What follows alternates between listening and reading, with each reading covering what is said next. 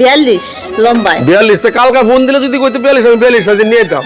অনি ঈদ উপলক্ষে একটা জিনিস আনুম, আনার পরে দেখা গেছে তার গায়ে লাগলো না। তে তা না আমার জমা করে আছস জমা?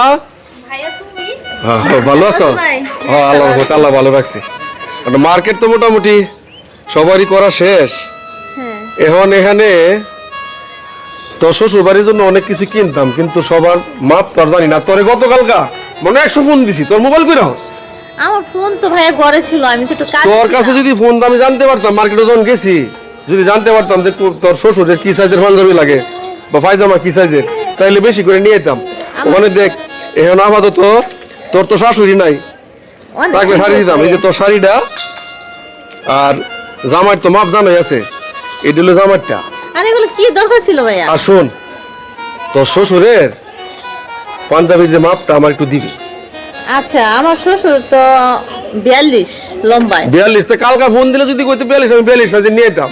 অনি ঈদ উপলক্ষে একটা জিনিস আনুম, আনার পরে দেখা গেছে তার গায়ে লাগলো না। তে তা না আমার